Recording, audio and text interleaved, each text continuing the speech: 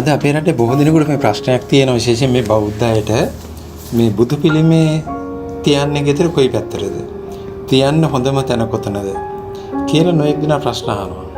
ඉතින් එතකොට මට හිතුණා මේ ගැන යථාර්ථවාදී විවරණයක් කරලා උපදෙස් දිය යුතුයි කියලා. මොකද මගේ උපදෙස් පිළිගන්න බොහෝ දෙනෙක් ලෝකේ ඉන්න නිසා.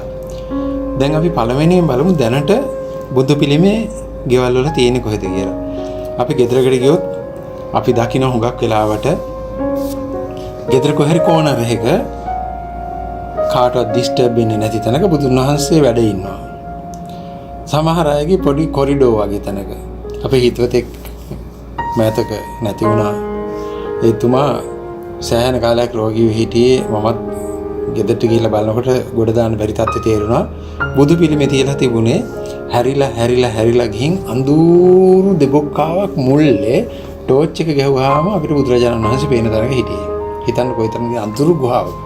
ඒතර හුඟක් නිවෙස්වල බුදුරජාණන් වහන්සේ නැත්තම් උන්වහන්සේ සමග දෙවිවරුත් කීප දෙනෙක් වැඩ ඉන්නේ ගෙදර අයට ඩිස්ටර්බ් වෙන්නේ නැති වෙන්න. මම සමහර අයගෙන් අහනවා ගියාම ඇයි බුදුහාමුදුරන්ගේ පින්තූර මෙතන තියලා තියෙන්නේ කියලා. නෑ ඒ කරදරයක් නෑනේ අපිට කිසි ප්‍රශ්නයක් නෑ. මේ ඒකන්ද අපිට වැඩපොළ කරගන්න පුළුවන් අතපය වදින්නෙත් නෑ. උතන වැඩි කෝනරයකට කවුරුත් යන්නෙත් නෑ. ඒකද මේ තමයි අපි බුදුහාමුදුරන්ට දීලා තියෙන තැන. බුදුහාමුදුරන්ගෙන් අපිට ඩිස්ටර්බ් එකක් නෑ. දෙවිවරුන්ගෙන් අපිට ඩිස්ටර්බ් එකක් නැති තැන හොයලා තමයි අපි බුදු පිළිමේ දේව රූපේ තියන්නේ. හරි ෂෝක්නේ. එතකොට මේ වැඩේ හරියද බලන්න. මගෙන් අහන අයට මම කියනවා මෙහෙමයි.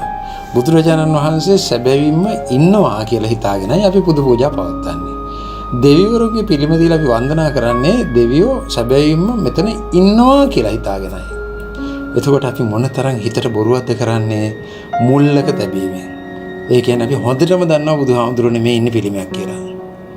එතකොට කාවද මේ අපි රවට්ට ගන්න අපේ හිත සහ යටිහිත. පිහිටක් ලැබෙයිද? ලැබෙන්නේ නැහැ.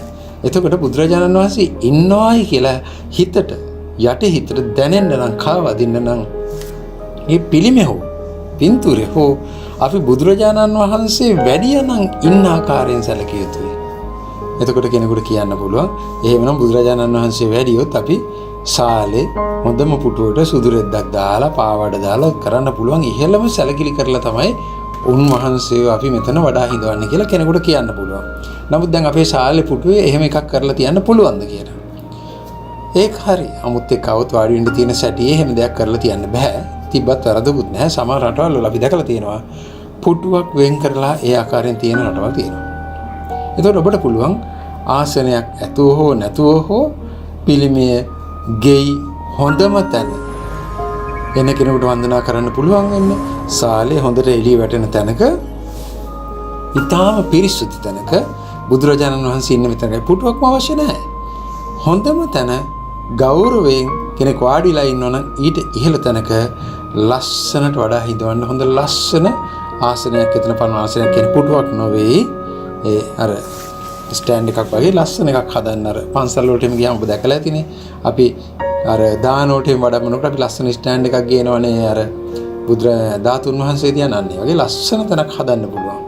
හදලා ඊටාම ගෞරව සම්පන්නව එතන ගිලන්පස පූජා කරන්න පුළුවන්. එන්න මල් පහන් පූජා කරන්න පුළුවන් වෙන්න හදන්න. සමහර ඇත්තෝ AC දාගෙන ඉන්න නිසා පාම්පත්තු කරන්නේ. හඳුකුරු පත්තු කරන්නේ නොඑක් දේවල්. නමුත් AC එක දාන ඕනත් ඒක AC එක පොඩ්ඩක් සුද්ධ කරගත්තාම ඒ දුම්ගතිය යනවා. සැබවින්ම තමන්ගේ හිතට දැනෙන්න ඕනේ මෙන්න මෙතන බුදුරජාණන් වහන්සේ දැන් වැඩ ඉන්නවා කියන එක දෙන්න ගියාම ස්පියාගෙන. එතකොට ඒ සුදුසුයි. ඊළඟට තවත් අය කොට්ටාසයක් ඉන්න මම ඇහුවා ඇයි ශාලේ මේ වගේ තැනක තියන්න බැරි කියලා. මෙතන ඉතින් අපේ ගෙදර පාටි ගන්නවා. ඉතින් අපේ යාගේ යාළුවෝ එනවා.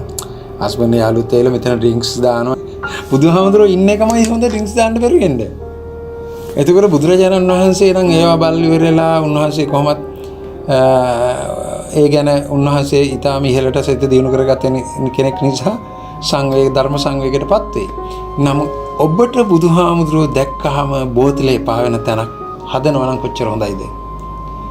ඔබට එතන බුදුරජාණන් වහන්සේගේ මූණ දකිනකොට මස් මාංශ එපා වෙනවා නම් මේක හිංසාවෙන් ලබාගත් දේ බුදුරජාණන් වහන්සේ මට කිව්වේ මේක කරන්න එපා කියලා මතක් වෙනවා නම් බුදු පිළිමේ තිබිය යුතු තැන දැන් ඔබ තීන්දුව කරන්න.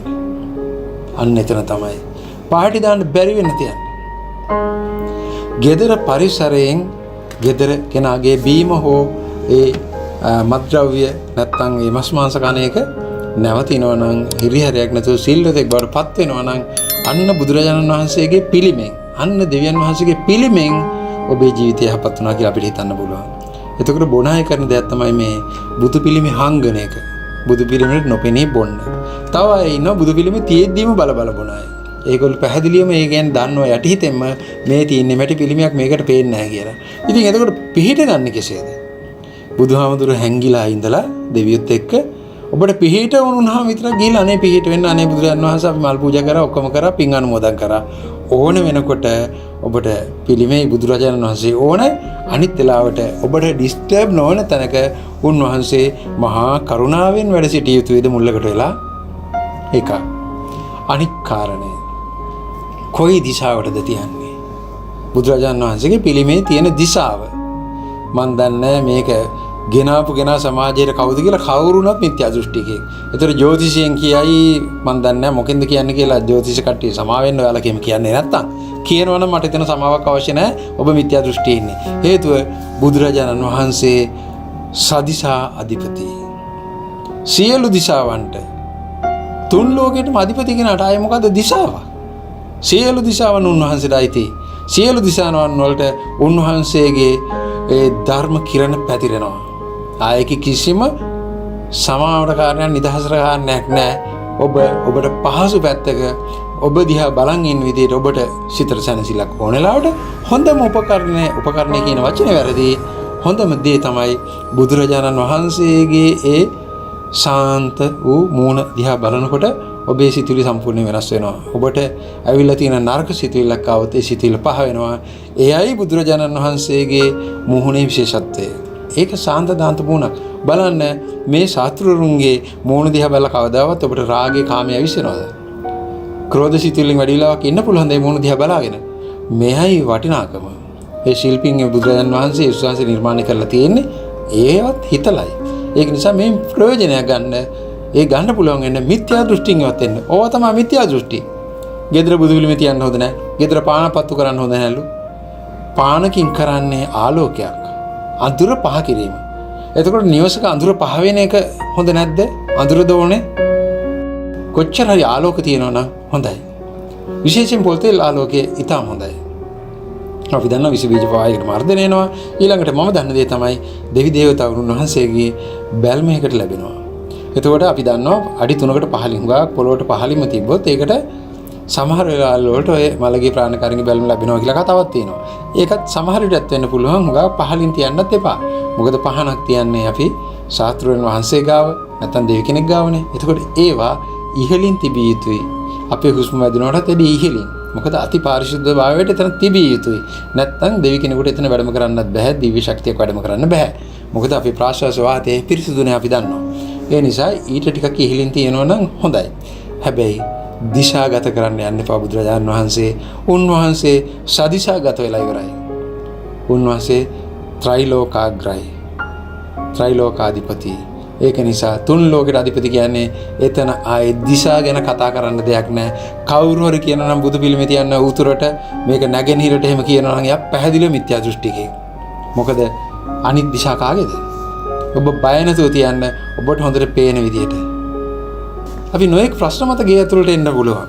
මේ ගෙට එනකොටම අපේ හිතට සාන්ත ගතියක් ඇති වෙනවා නම් අපි දිහා බලාගෙන බුදුරජාණන් වහන්සේ hina වෙනවා, පේනවා. අපිට hina වෙනව නෙමෙයි. උන්වහන්සේ කාටවත් hina වෙන කෙනෙක් නෙමෙයි. නමුත් උන්වහන්සේගේ මන්දස්මිතිය කියන අර යන්තම් තියෙන සිනහවෙන් අපේ සියලු දුක් දෝමනස්ස පහ වෙනවා. අපේ ක්‍රෝධ ස්වභාව, කාම ස්වභාව සියල්ලම වෙනස් වෙලා යනවා. අපිට හොඳ සැනසිලිදායක විදිහට අපේ නිවසට ඇතුල් වෙන්න පුළුවන්. අපේ රාජකාරී ස්ථානයට ඇතුල් වෙන්න පුළුවන්. කාමරයට ඇතුල් වෙන්න පුළුවන්. ඒ தත්ත්වේ ඔබ හදාගන්න. මම මේ කතා කරන කාමරේ ඔබ හුඟක් අය දැකලා තියෙනවා. මම දන්න අය. මම තියාගෙන ඉන්නේ තරමක් විශාල බුදුරජාණන් වහන්සේගේ රූපයක්. මම නිකයි ඉන්නලාට මම මේ පැත්ත බලාගෙන ඉන්නවා. මගේ බණ භාවනා කටයුතු වල මට විශාල සහනයක් ලැබෙනවා. මොකද උන්වහන්සේ මගේ ගුරුවරයාණන් වහන්සේ. ඒක නිසා ගුරුවරයාත් එක්ක ඉන්නකොට කාටවත් තනියක් නැහැ. බයකුත් නැහැ. අපි දන්නවනේ. ඊළඟට බුදුරජාණන් වහන්සේ ගාව ඉන්නකොට කිසිවෙකුට බයක් ඇති වෙන්නේ නැහනේ. ඒක නිසා බය නැති වෙන්න සියල්ලටම හොඳම දේ තමයි බුදුරජාණන් වහන්සේගේ පිළිමයක් පවත්වාගෙන යෑම. ඊළඟට දේව රූප තිබ්බට කමක් නැද්ද කියලා. බුදුරජාණන් වහන්සේ දෙවිවරුත් එක තමයි වැඩි කාලයක් ගත කළේ. ඒතකොට පෘථග්ජන අපිට වැඩියේ ඒ ඇත්තෝ සංවේදනය කරන්න කැමති, ආශ්‍රය කරන්න කැමති. දැන් අපි වුණත් අපේ තරමට ආධ්‍යාත්මික කෙනෙක් එක්ක කතා බහ කරන්න අපි කැමති. ඒ වගේ වෙන්නේ නැති බුදුරජාණන් වහන්සේත් ඒක නිසා දෙවිවරු කියන්නේ උසස් තත්ත්වයට ගිය මනස් තියෙන අයනේ. කුසල් කරපුවත් එක හැසිරෙන්න කැමති. ඉතින් කතා බහ කරන්න නැති නිතර දෙවියල හින්න නැති එහෙම බෞද්ධ සාහිත්‍යය තියෙනවා. ඉතින් අපි ඒක සිහිපත් කරලානේ අද බුදුරජාණන් වහන්සේ අපි තියන්නේ. ඒතර බුදුරජාණන් වහන්සේත් එක්ක හිටපු ඇත්තෝ අදත් පින්තූර වලින් හරි හිටියොත් නරකයිද? එතකොට කියනවා මේ බුදුරජාණන් වහන්සේට ඉහළින් තියන්න එපා දේව රූප. පහළින් තියන්න කියලා. අනේ මේ මිත්‍යාවට නම් යන්න එපා. දෙවිවරු ආකාශයේ බබළුවාගෙන අහසේ හිටියා කියලා තියෙන්නේ. ඔබේ පන්සලේ විහාරයේ ගිහින් බලන්නකෝ දෙවිවරු කොහෙද ඉන්නේ කියලා. ඒකෙන් අගෞරවයක් එන්නේ නැහැ. ඔබ අර මිත්‍යා දෘෂ්ටියටපත් වීමෙන් අගෞරවයක් එනවා. ඒ චිත්‍රය අඳින ශිල්පියා ඒ අඳින අහසෙන් එන්නේ.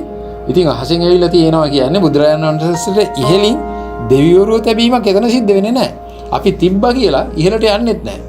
මේක ඉහළ තියෙන පින්තූරේ මේක පහළ තියෙන කියන පින්තූරේ මිත්‍යා දෘෂ්ටියක් විතරයි ගරුත්වය ඔබේ හිතේ තියෙන්නේ. ඔබ බැරිලාවත් මේෂයක් ලස්සනට හදලා බුදුරජාණන් වහන්සේ මේෂ මත රඳවලා වඩා හිඳවලා මේෂය යටින් දේව රූප ටික තිබ්බොත් ඒක තාත්විකද? රිංගගෙන ඉන්න මේෂයට ඒක අගෞරවය. ඒ තාත්වික රූපේ තාත්වික ආකාරයෙන් පවත්වන එක තමයි යථාවාදී ගතිය. මේක තමයි යථාර්ථය. නිකම් බොරුවට ඔබ ගාව ඇති ගරුත්වයකුත් නැතුව බුදුරජාණන් වහන්සේ සියල දේව රූප ටික පහලා හරි ලස්සනයි ෂෝක් එකට ඉන්න තැන්වල. හැබැයි ඉන්නේ කොහෙද? කොහරි මුල්ලක ඉන්නේ. මේ වගේ දේවල් නොකර බුදුරජාණන් වහන්සේට නිසි ගෞරවය දෙන්න ඉගෙන ගන්න. දෙවිවරුන්ට අදාළ ගෞරවය දෙන්න ඉගෙන ගන්න. ඒ ගෞරවය නොදී ඔබ පිළිකාවක් ඇදලා මොනවා හරි දෙයක් කළා කරදරයක් වුණාම ව්‍යසනයක් වුණාම ඔබ ගිහින් පිහිට ඉල්ලුවාට නම් වැඩක් වෙන එකක් නෑ. මොකද ඒ ඇත්තෝ සතුටටපත් වෙලා නැති. බුදුරජාණන් වහන්සේත් එක්ක පින්තූරෙ තිබ්බොත් සතුටටපත් වෙයි ඇත. අනේ අපි කොහොම කැමතියෙන් හිටපු බුදුරජාණන් වහන්සේත් එක්ක අපි පින්තූරෙ තියලා අපි සිහිපත් කරනවා කියලා ඔබට පිහිටක් ලැබෙයි. මේවා ගැන ඉතා හොඳින් බුද්ධියෙන් කල්පනා කරලා කටයුතු කරන්න. තෙරුවන් සරණයි. දෙපීඨයි.